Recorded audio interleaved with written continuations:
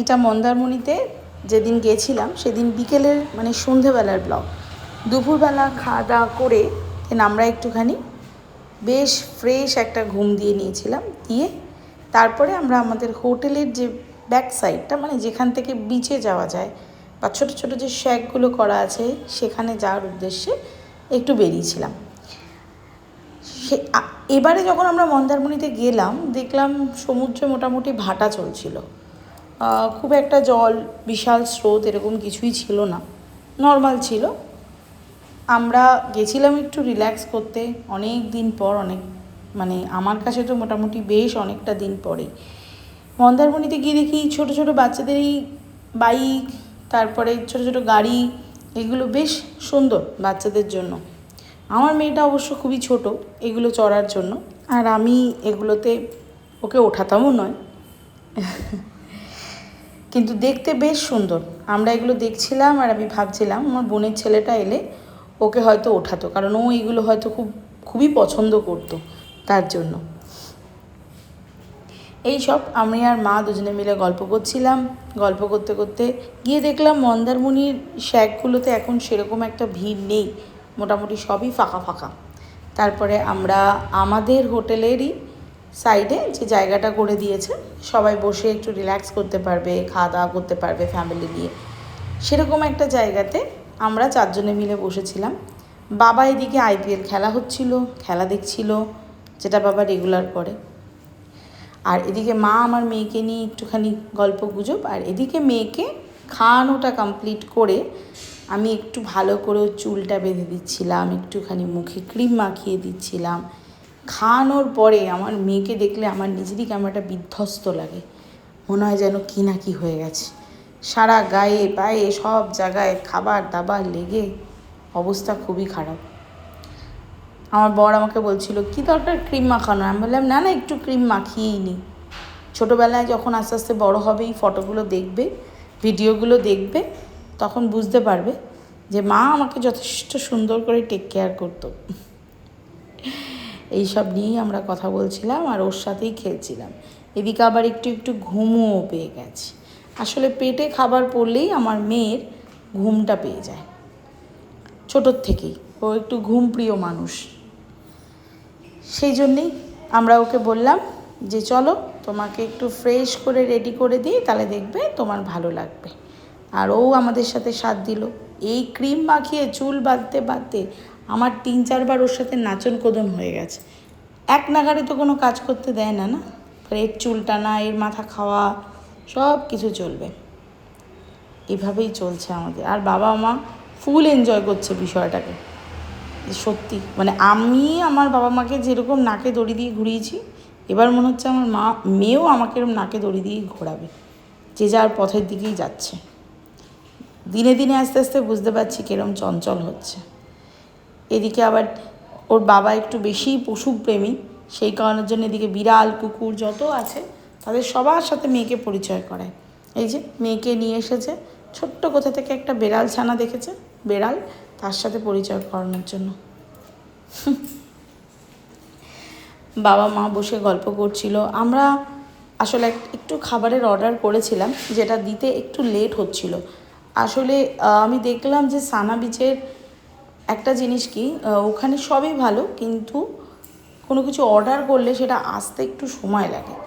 তো সেই কারণের জন্য আমি একটু মেয়েকে নিয়ে আর বরকে নিয়ে একটুখানি রুমের দিকে যাচ্ছিলাম, কারণ ও ঘুমিয়ে পড়েছিল অলমোস্ট। তাই জন্যই আমি বললাম যে চলো একটু রুম থেকে ঘুরে আসি, কারণ ও যেহেতু ঘুমিয়ে পড়েছে, কিছু জিনিস ওর আনার ছিল। সেই কারণের জন্য একটা ছোট্ট পিলো মতো আছে আমার, ব্রেস্ট ফিডিং করার পিলো, ওটা নিয়ে যদি আমি বসি না তাহলে ওর শুতে বেশ আরাম হয় আর আমারও বেশ ভালো লাগে। এখানে দেখলাম একটা ছোট্ট করে সাইডেই যে প্রাইভেট যে কোনো যদি কেউ জন্মদিন পার্টি বা কিছু করতে চায় সেটার জন্য রুম রয়েছে।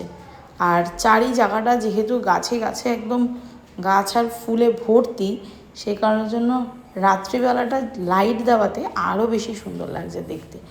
মানে চারিদিকটা আমার ভীষণ ভালো লেগেছে। শুধুমাত্র এত ভালো ভালো গাছ রয়েছে, তোমাদেরকে দেখাবো। পরের দিন সকালে আমরা যখন বিচে গেছিলাম তখন খুব সুন্দর সুন্দর সূর্যমুখী ফুল গাছে ফুটেছিল সেগুলোও তোমাদেরকে দেখাবো। আমি আর আমার বর এগুলোই বলতে বলতে যাচ্ছিলাম যে ওই সাইডটা আমরা রুমটা পাইনি, কারণ ওটা অলরেডি কেউ নিয়ে নিয়েছিল, সেই জন্য বললাম না আমি একটু পরে ঘুমিয়ে পড়বে, ঘুমিয়েও পড়েছে। তাই হাঁটতে হাঁটতে আমি একটু রুমের দিকে যাচ্ছিলাম ওর একটু পিলোগুলো আনতে। বেশ অনেক দিন পর যেহেতু ঘুরতে গেছি, আমার কিন্তু বেশ ভালো লেগেছে, বেশ মানে অনেকটাই ভালো লেগেছে, অনেকটা রিফ্রেশও হয়েছি।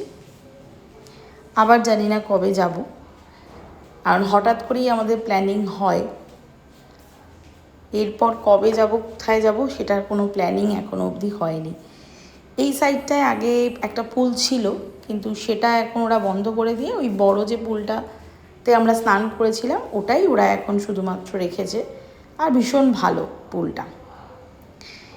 এর মধ্যে এইখানে ভেতরে একটা ছোট্ট মতো বাজার আছে, বাজার। রিসেপশানটাও আমার ভীষণ ভালো লেগেছিলো। আর এখানে যে ভেতরের ডেকোরেশনগুলো, এগুলো বেশিরভাগটাই সব বাঁশ দিয়ে করা, কারণ পুরোটাই বেশিরভাগ আমি দেখলাম যে একটু বাঁশের কারুকার্য। ব্যাস এইসব গল্প করতে করতে দেখলাম আমাদের খাবার চলে এসছে। আমরা অর্ডার করেছিলাম, মন্দারমণি যাব আর কাঁকড়া খাবো না, হতে পারে না। আমরা কাঁকড়ার অর্ডার করেছিলাম, আর তার সাথে অর্ডার করেছিলাম চিকেনের একটা আইটেম, চিকেন উইংস। যদি এটা আমার বোনের খুব ফেভারিট, কিন্তু ও তো যায়নি, তো আমরাই খেয়েছিলাম, বেশ ভালো ছিল খাবার। আর সাথে করেছিলাম ফ্রেশ লাইম জুস, আর তার সাথে ছিল হচ্ছে আমার খুব পছন্দের ম্যাঙ্গো জুস।